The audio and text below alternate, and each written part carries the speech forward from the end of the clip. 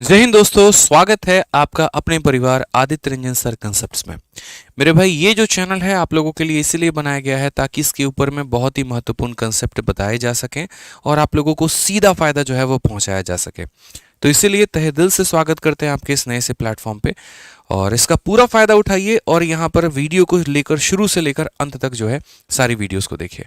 जैसा कि मैंने आप लोगों को बताया था कि आप लोगों के लिए बड़ी ही ज़बरदस्त हम सीरीज़ लेकर आ रहे हैं और प्रैक्टिस सेट एक लेकर आ रहे हैं 11 प्रैक्टिस सेट, और इसे 11 प्रैक्टिस सेट के माध्यम से पूर्ण रूप से आपका यूपी पुलिस कांस्टेबल और एसएससी जीडी की तैयारी हम करवा देंगे। ये जो प्रैक्टिस सेट होंगे बहुत ज़्यादा लंबे लंबे सेशन नहीं होंगे, बहुत छोटे सेशंस भी नहीं होंगे। ठीक है, इंपॉर्टेंट आवर पर, इंपॉर्टेंट ड्यूरेशन पर, इंपॉर्टेंट इन पर फोकस नहीं किया गया है, फोकस किया गया है कंसेप्ट के ऊपर में, जैसे कि चैनल का नाम है कि आप मेरे से वो कंसेप्ट्स क्या सीख सकते हैं जिससे आप अपने परीक्षा में अपने लिए समय बचा पाएं और अपने सिलेक्शन को सुनिश्चित कर पाएं। तो 11 प्रैक्टिस सेट हम आपके लिए करवाने वाले हैं और 11 बहुत ही शुभ होंगे आप लोगों के लिए। तो इसको पूरा शुरू से लेकर लास्ट तक देखिएगा और अपना फायदा उठाइएगा। आइए चलिए, तो सबसे पहला सवाल इस सेट का हम शुरू करते हैं। क्वेश्चन में कहा गया है, एक स्कूटर का मूल्य 50,000 रुपये है, हर वर्ष इसके मूल्य में 12% की कमी आती है, तो 8 वर्षों के बाद में इसका मूल्य कितना होगा? 2 वर्षों के बाद में इसका मूल्य कितना होगा? मैंने कहा यार स्कूटर की मूल्य कितनी है? 50,000। ठीक है, हर एक साल में 12% की कमी हो रही है, यानी 100 रुपये का अगर मान लीजिए सामान है तो 12 की कमी होने के बाद 88 हो रहा है। ये एक साल के बाद हो रहा है। अगले साल अगर हम बात करेंगे तो वैसे ही 100 रुपया का आर्टिकल है, 12 की कमी हो गई तो यहाँ पर 88 हो गया। चारों जीरो से मेरे भाई चारों जीरो कट गए। अब उसके बाद में 5 को किसी भी इवन संख्या से गुणा करने पे यूनिट जेड 0 आता है। एक ही ऑप्शन ऐसा है जिसका यूनिट जेड 0 है, ऑप्शन नंबर ए आंसर है। जैसा मैंने कहा ना कि ये हमने शुरुआत इसीलिए किया है ताकि हम आपको काफ़ी सारे कंसेप्ट बता पाएं, आपका समय बचा पाएं और आपके सिलेक्शन को सुनिश्चित करा पाएं। हमने खुद काफ़ी सारे पेपर में जो है वो सिलेक्शन लिया है और इस मतलब सीरीज़ में हम आपको वो तरीके बताएंगे जो एक एस्पिरेंट का होना चाहिए पेपर के दौरान में। पढ़ा तो हम रैंकर्स गुरुकुल पर हैं ही और पूरा तरीके से बेसिक से आपको बता रहे हैं, लेकिन यहाँ पर आपको स्मार्ट अप्रोच के साथ में सभी सवालों को बताएंगे जो टाइम सेविंग कंसेप्ट होंगे और ये उससे भी ज़्यादा महत्वपूर्ण है। ठीक है, आइए चलिए दूसरा सवाल। एक वस्तु को 900 रुपये में बेचने पर अर्जित लाभ उसी वस्तु को 450 में बेचने पर हानि के दोगुने के बराबर है। 25% का लाभ कमाने के लिए जो है यहाँ पर वस्तु को किस मूल्य पे बेचा जाना चाहिए? ये सवाल बटरफ्लाई कंसेप्ट के ऊपर में है, जिसमें हम सीपी को बीच में रखते हैं, जिसे हम लाभ में बेचते हैं वो राइट में, जिसे हम नुकसान में बेचते हैं वो पीछे। जब हमने 900 रुपये में बेचा था तो हमें प्रॉफिट हुआ था और जब हमने मेरे भाई 450 में बेचा था तो हमें लॉस हुआ था। क्वेश्चन में बोला गया था कि जो लाभ है ना वो यहाँ पर हानि का कितना है? 2 गुना है। यानी अगर 1 रुपया का हानि हुआ है तो लाभ हमारा कितना हुआ है? 2 का। इसमें क्या होता है, इन दोनों का जितना भी गैप है, कितने का गैप है? 450, उसको भाग कर दिया जाता है कितने में? उसको भाग कर दिया जाता है 2 जमा 1, 3 यूनिट में। यानी ये 450 कितने हिस्सों में बट गया? 3 हिस्सों में। मुझे यहाँ पर कितने हिस्सों का मान निकालना है? 1 हिस्सों का। तो इसको 1 से गुना करेंगे तो आ जाएगा 150। कितना आ जाएगा मेरे भाई? 150। तो सीपी का जो मान होगा यहाँ पर वो ये होगा, 450 में वो 1 यूनिट यानी 150 को जोड़ दो तो सीपी निकल जाएगा। यानी सीपी हमारा कितना होगा? तो 450 में 150 को जोड़िए तो सीपी हमारा 600। ठीक है, अब बोला गया कि यदि आप उसे 25% के लाभ पर बेचेंगे, 25% का लाभ का मतलब यहाँ पर इस वस्तु को कितने में बेचना? इसके 5/4 में बेचना, क्योंकि 25% की फ्रैक्शन वैल्यू 1/4 होती है, उसको बेचेंगे तो 5/4। काटोगे तो मेरे भाई 150 आएगा, 150 इंटू 5 750 होगा और ये सीपी किस में कन्वर्ट हो जाएगा? एसपी में कन्वर्ट हो जाएगा। तो इस बात का थोड़ा सा आपको ध्यान में लेके चलना है। ठीक है, आइए चलिए अगले सवाल की तरफ चलते हैं। अगला सवाल यहाँ पर देखते हैं क्या बोला गया। क्वेश्चन में कहा गया है कि कितने सालों में 1500 रुपया डबल हो जाएगा साधारण ब्याज पे यदि तुम मेरे भाई यहाँ पर 4% पे निवेश करते हो? मैंने कहा ये 15% या 1500 को हम नहीं जानते, इससे हमें कोई मतलब नहीं है। बात सिंपल इतना है कि मेरा पैसा डबल होना चाहिए, तो वो कितने सालों में होगा? हमने कहा मान लीजिए कि मेरा प्रिंसिपल यहाँ पर 100% था और मेरा जो अमाउंट आया वो इसमें डबल हो गया, यानी 200% हो गया। इसका मतलब ब्याज के नाम पर हमने कितना कमाया? तो ब्याज के नाम पर हमने 100% कमाया है। भाई एक साल में 4% कमा रहा हूं, तो ये बताओ कितने साल लग जाएंगे? तो बोलोगे सर 25 साल। ऑप्शन नंबर सी जो है वो हमारा क्या है? करेक्ट आंसर है। मतलब यहां पर आपको प्रिंसिपल की डेटा की आवश्यकता ही नहीं है। क्यों करेंगे यार, कुछ नया नहीं सीखा तो क्या सीखा। इसीलिए हमने कहा ना कि ये 11 सेट बहुत महत्वपूर्ण होंगे। ये वो तरीके बताएंगे जो आपको पेपर में लगाना था, ना कि मेरे भाई बेसिक्स हम इसमें कोई भी बात करेंगे। ठीक है, आइए चलिए अगला सवाल यहां देखते हैं। कहा गया कि जेम्स ने साधारण ब्याज पे 600 रुपए और चक्रवृद्धि ब्याज पर 1200 रुपए दोनों ही 20% के ब्याज के दर पर दिया है, 2 सालों के लिए दिया है। तो वार्षिक रूप से निवेश किया है, तो यहां अर्जित कुल ब्याज क्या होगा। यानी इस भाई ने 600 रुपए दिए और उसके बाद में यहां पर इसने 1200 रुपए दिए। गौर फरमाइएगा जनाब, यहां पर इस पैसे को सिंपल इंटरेस्ट पर दिया गया है, इस पैसे को कंपाउंड इंटरेस्ट पर दिया गया है। दोनों का रेट हमारा कितना है, तो दोनों का रेट हमारा 20% है और दोनों का समय कितना है, 2 साल। ठीक है ना। अब साधारण ब्याज पे जो ब्याज मिलेगा वो कितना मिलेगा, 1 साल में 20%, तो 2 सालों में कितना, 40%। यानी जो ब्याज होगा वो कितना होगा, तो इस संख्या का 40% होगा। ठीक है, उसके बाद में अगर हम बात करते हैं चक्रवृद्धि के लिए, तो आप मुझे बताओ चक्रवृद्धि पर क्या होगा। 20% के हिसाब से 2 सालों का सक्सेसिव 44, इतना तो पता होगा, इतना तो यहाँ पर आप फास्ट कर ही सकते हैं। 10 का 2 साल 21 होता है, 20 का 2 साल 44 होता है। यानी हम बात करेंगे तो कितना हो जाएगा, तो बोलोगे गुरुजी 44%। बस मेरे भाई बात खत्म। ये साधारण का ब्याज है, ये चक्रवृद्धि का ब्याज है। आप यहाँ पर बस काट लीजिए।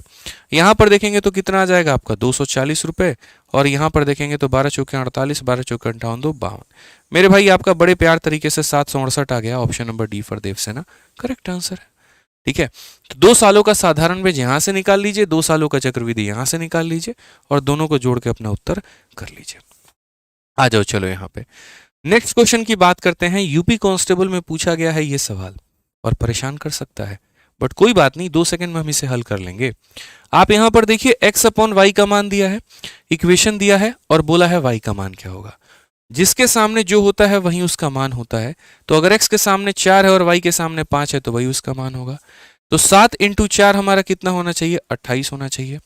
उसके बाद में यहाँ पर 6 इंटू 5 कितना होना चाहिए, 30 होना चाहिए। कुल मिलाकर मेरे भाई कितना आएगा, तो 58 आएगा। कितना आएगा मेरे भाई, तो 58 आएगा।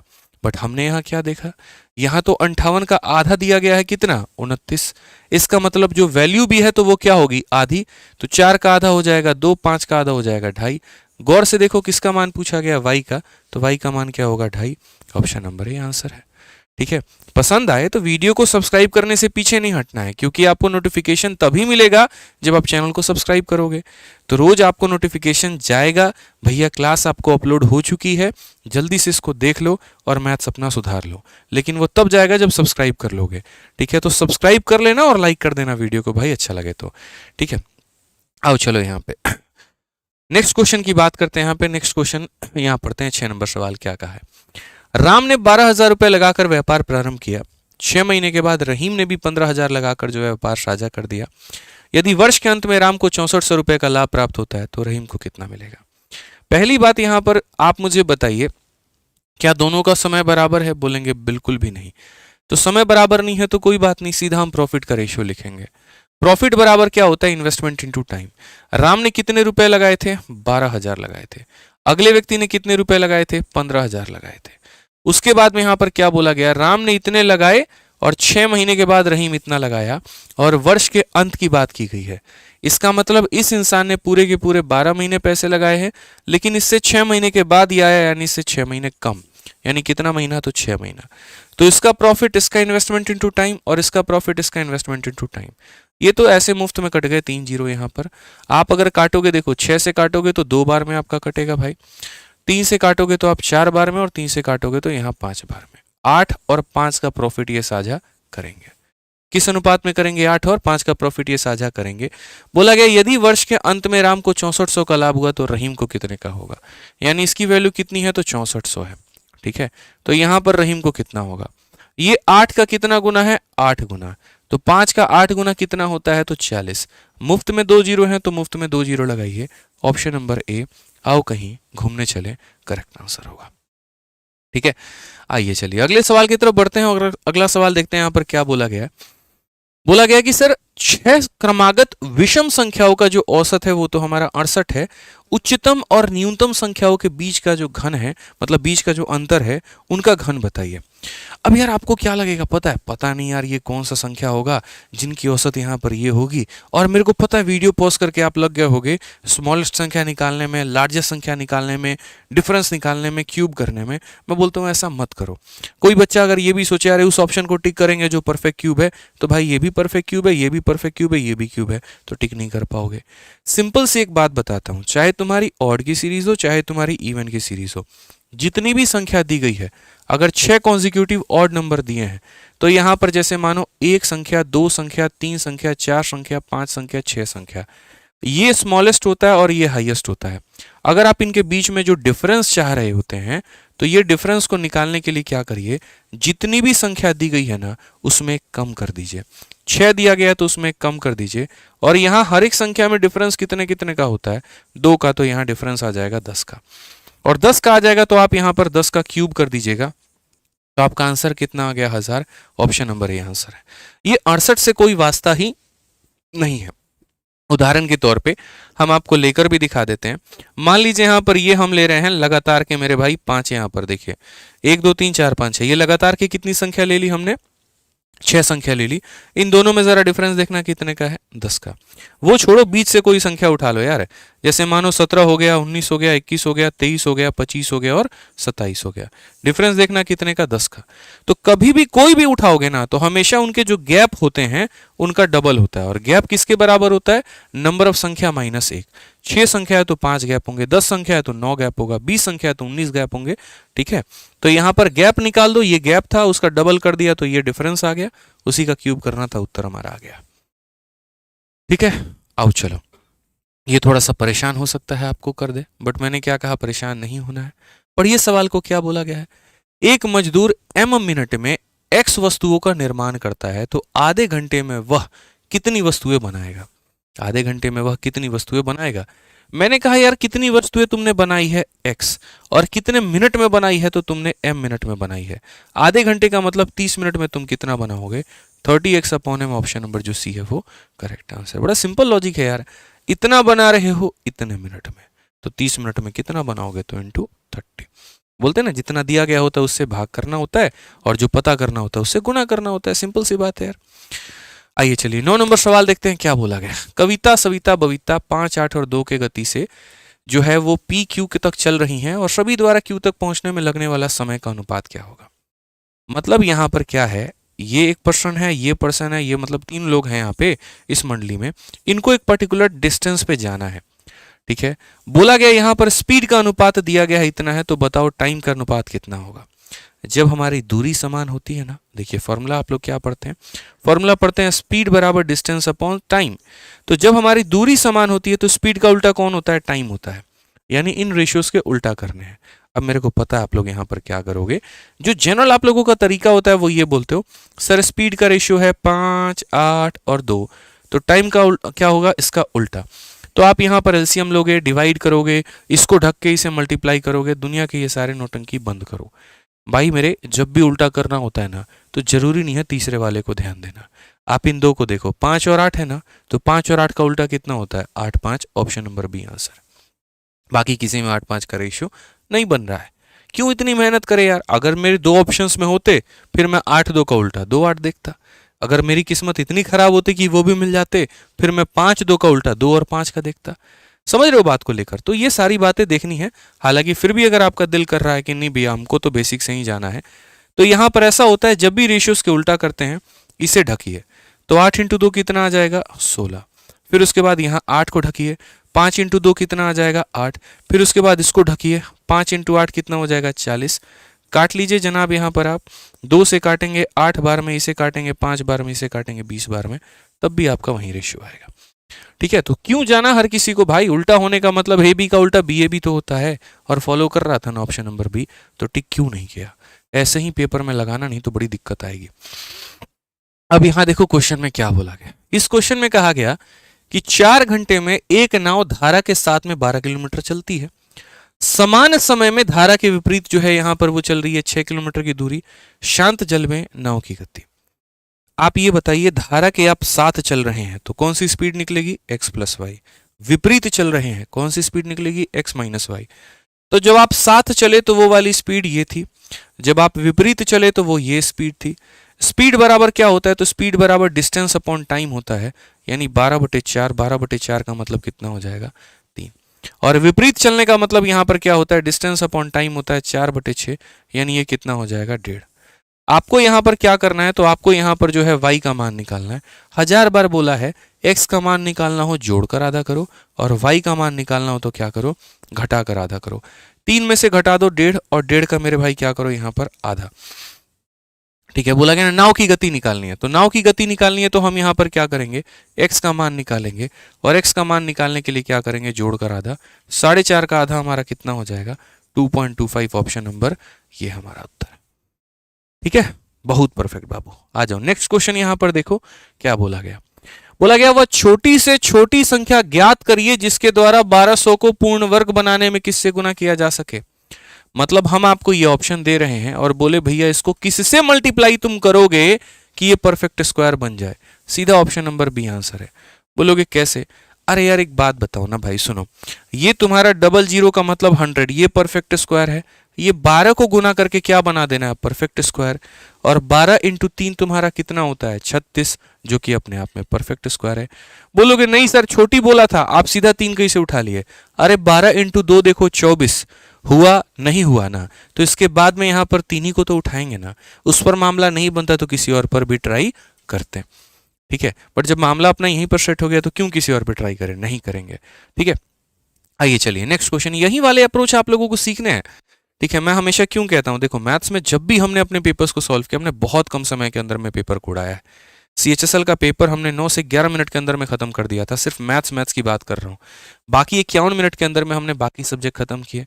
तो वो जो मेरी एक एक्स्ट्रा स्पीड थी ना, उसने मेरे बाकी पेपर्स को समय में हल करने में मेरी काफ़ी मदद की। आज के समय मेरी सोच भी यही रहती है कि मैं बच्चे के अंदर वही कंसेप्ट डालूं और यहाँ पर उस तरीके से वो सीखे भी, उसको कंसेप्ट भी बताओ। यार मैं कितने बेसिक से पढ़ा रहा हूँ, सोचो रैंकर्स गुरुकुल वाले चैनल पे। यहाँ पर मैं आपको क्या सिखा रहा हूँ, पेपर में अटेम्प्ट कैसे करना है, और वो चीज़ आपके खून में मुझे डालना है तो डालना है। तभी आप वो अप्रोच लगाएंगे, तभी आपका सिलेक्शन होगा, तभी आपके पूरे नंबर आएंगे, और तभी आप बाकी सेक्शंस में बढ़िया से अटेम्प्ट कर पाएंगे। और वो सीखिए आप लोग, पूरे 11 सेट आप लोग देखिएगा तो आपका फायदा होगा। इसीलिए कहा था सब्सक्राइब कर लेना चैनल को। आइए, नहीं करोगे तो उनका फायदा होगा जो जुड़े हुए हैं, वो आपसे ज़्यादा नंबर लेकर आ पाएंगे, तो इस बात का ध्यान रखिए। आइए, दो संख्याओं का महत्तम समावर्तक 16 है, उनका गुणनफल इतना है, लघुत्तम समावर्तक कितना होगा। भैया दो संख्याओं का जो प्रोडक्ट होता है वो बराबर होता है हमारे HCF इंटू LCM के। उनका जो प्रोडक्ट बोला गया है वो कितना है, तो बोला गया है 6400। हाईएस्ट कॉमन फैक्टर बोला गया है 16, तो यहाँ पर LCM कितना होगा, तो सीधा काटोगे तो कितना आ जाएगा, 400। ये तो छोटा मोटा सवाल था, एहसान किया इस सवाल ने, बस और कुछ नहीं। ठीक है, अब आ जाओ, ये वाला सवाल है ना यार, आजकल बहुत ट्रेंडिंग में है, और आजकल इतना ट्रेंडिंग में है ना, लेकिन मैं आज आपको इसका शॉर्टकट बता रहा हूं कि आप इसको कैसे हल कर सकते हैं काफी कम समय के अंदर में। मतलब एक ही तरह की संख्या, पहले उसको 10 से भाग किया, फिर और 10 से भाग किया, फिर और 10 से भाग किया, फिर और 10 से भाग किया, और ये सीरीज कंटिन्यू होती चली गई। और बोला गया बताओ यहाँ पर, अब लोग क्या करते हैं, इसको एकदम ऐसे करेंगे 113, फिर उसके बाद 11.3, 1.13। तो भैया ऐसे तो कभी नहीं हो पाएगा, कांस्टेबल क्या कुछ नहीं लग पाओगे, ऐसे फायदा नहीं है। जो हम ट्रिक बता रहे हैं, जो हम तरीका बता रहे हैं, आप उस पर फोकस करो, आराम से मेरे भाई होगा। आप यहाँ पर देखिए, सबसे पहले उठाइएगा 3, तो आप यहाँ रखेंगे 3। ठीक है, पहली बार में सिर्फ एक संख्या आपको लेनी है, वो आप ले चुके हैं। अब दूसरी बार में आप दो संख्या को लेंगे, 1 + 3 हमारा कितना हो जाएगा, 4। तीसरी बार में आप तीन संख्या को लेंगे, 1, 1 और 3, वो हो जाएगा हमारा 5। उसके बाद में आप यहाँ पर 1, 1, 1 और मेरे भाई 3, तो ये कितना हो जाएगा हमारा 5। 0.5543 यहाँ पर किस ऑप्शन में है, इसी में है, तो बाकी को क्यों चेक करना, बात खत्म। तो एक बार में एक संख्या जो कि 3, अगली बार में मेरे भाई यहाँ पर दो संख्या जो कि हो गई 4, अगली बार में तीन संख्या 1, उसके बाद में 1 और उसके बाद में यहाँ पर 3, तो हो गया हमारा 5, और अगली बार में 4 संख्या यहाँ पर उठाया और चारों को जोड़ के रख दिया, खेल खत्म यहाँ पे। ठीक है, जैसे जैसे बढ़ते चलेंगे वैसे वैसे डिजिट्स बढ़ाते चलेंगे। आइए, इस क्वेश्चन में कहा गया है n का मान कितना होगा।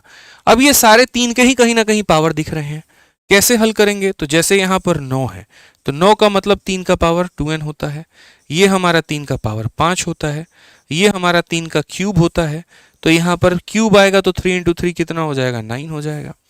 यहाँ पर बात करेंगे 3 के 1 पावर होंगे, यहाँ बात करेंगे 3 के, ये 4 है, 4 इंटू 4 कितना? 16, और ये बराबर आ रहा है किसके? 3 के क्यूब के। यहाँ पे ओवरऑल अगर हम बात करेंगे तो बस यहाँ पर 3 आना चाहिए, मतलब ये ऊपर सारा मामला सेट होने के बाद में 3 आना चाहिए पावर में।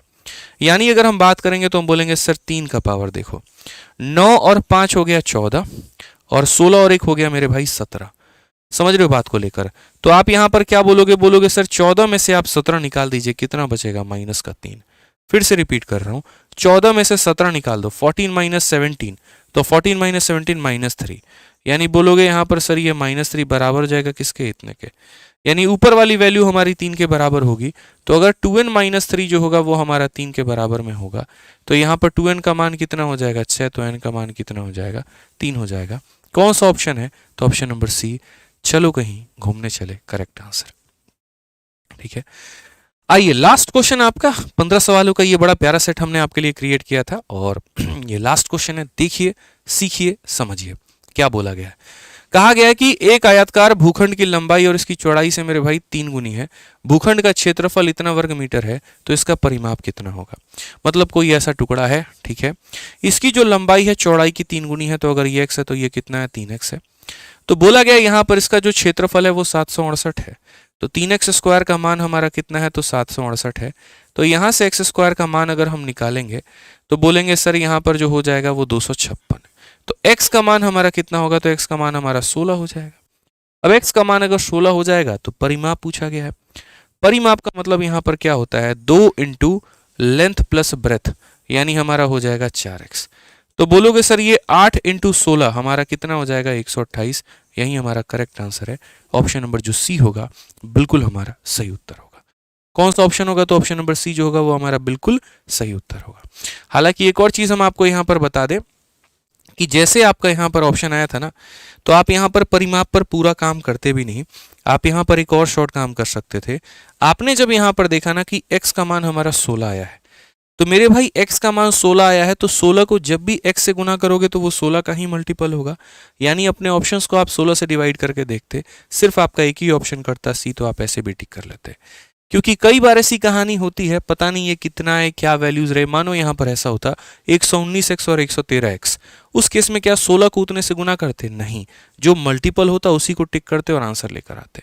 कई जगह पर ऐसे अप्रोच आपको सिलेक्शन दिलाते हैं, और नहीं आए तो रिजेक्शन में भी बदल देते हैं, तो ध्यान रखना है। अब आपको क्या करना है? वीडियो कैसी लगी? पहली वीडियो है तो कमेंट बॉक्स में जरूर बताना है, और हमारी हिम्मत बढ़ानी है, हमें भी मोटिवेट करना है कि नहीं सर आप हमें 11 की 11 वीडियो दीजिए।